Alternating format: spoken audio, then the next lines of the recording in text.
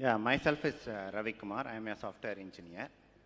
And my first request to my fellow Indians is don't always relate September 11 with the terrorism, because so many things have happened in India. More than 20,000 people have been killed in Kashmir. 2,000 Muslim brothers have been killed in Gujarat. So we have so many instances to link with terrorism in India itself. Like we can link December 13th to terrorism, and the day in which Akshardham temple people have entered, that we can link it with the terrorism. I thank Mr. Zakir Naik for clearing the misconception about the jihad. My question is that you told that just for the sake of one person, you cannot attack the country. Now, I am asking about the imaginary scenario. Suppose I am going to some Arab country, I am causing a great devastation, I am killing lakhs and crores of people there, and I am coming back to the India. And the country is giving a proof to me, proof to Indian government, stating that this person has caused the devastation. And the Indian government is repeatedly telling that proof what is given by you is not valid. And that proof is being shared with the other countries. They all agree. And suppose the country repeatedly is not ready to surrender me, then what is the action that particular country has to take? I have not completed. And another thing is the proof of that country is previously also when that kidnapped plane entered that, they encouraged the kidnappers, they allowed the terrorists who have come in that plane to escape out of the country. If that is the status of the country, then what is the action that particular country has to take it?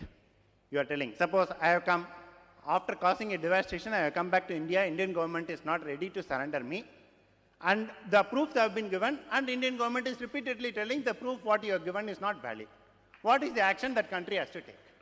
The brother has asked a very good question, and a very relevant question, a very good analogy between what's happened 11 September again, though he came back to 11 September.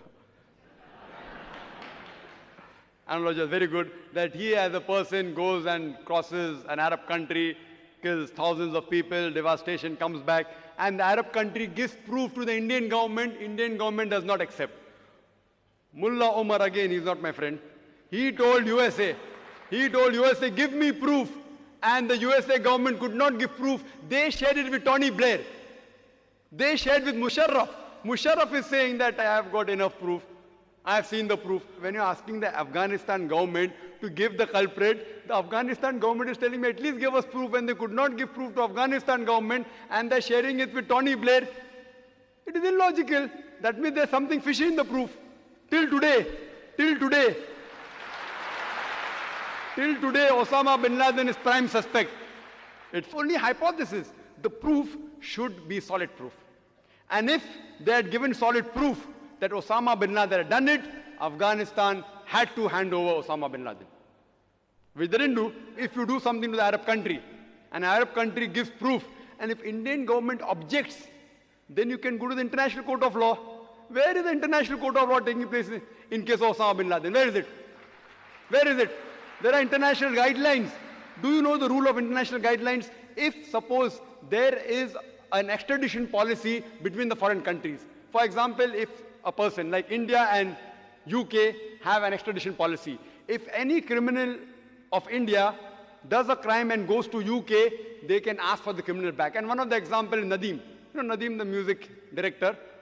The Indian government said that he was involved in Gulshan's murder. So when they gave the proof in UK government, in the UK Court of Law, the UK Court of Law said your proof is nonsense. They sued the government, Indian government. Indian government had to pay the charges of the advocates of Nadeem. Enough proof they gave. They didn't agree. They say your proof is not valid. Did India wage a war against UK? Why didn't they wage a war? Why didn't they wage? But the Indian government gave proof at least. There, USA didn't give proof to Afghanistan at all. So even now, if you go to a Saudi land or any Arab land, and if you do something, and if Saudi Arabia gives proof here that you are the culprit, even if the Indian government doesn't agree, Saudi government or any Arab country cannot bombard the 1 billion Indians. It doesn't give permission. Islam doesn't give permission that even if you're the culprit, even if you have killed 1 million people, they can come and catch you if they have the power. They can't bombard the innocent people. They can't do it. It's not allowed in Islam. Same thing you're saying, let's talk about the present scenario in Kashmir, in Gujarat, in Akshadam. I say that whatever may be the background, why those two terrorists entered, in Islam, you cannot destroy the monasteries. You cannot kill the religious people. If anyone goes in a monastery, in a place of worship, in a temple, and killing innocent people, it is against the Quran. It is against the Quran. We have to condemn it. Just because those two people, whatever the reason was, and they got a letter that they believe they came from Tahrik-e-Qisas. Qisas is an Arabic word, which means you can take revenge. And it said it was the cause was because maybe their family was killed. Even if their family was killed, they have no right to kill 44 people. The cause was maybe somebody else, but the action was wrong. Just because somebody killed, if they knew who the person had killed their family members, if they have gone and taken revenge with that person, it was separate. How can they kill other 44 people who are innocent? So in Islam also, even if you know who the main culprit is, as I said in my talk in Surah Ma'idah chapter 5 verse 32, if anyone kills any other human being, unless it be for murder or for creating mischief in the land, it is as though he has killed the whole of humanity.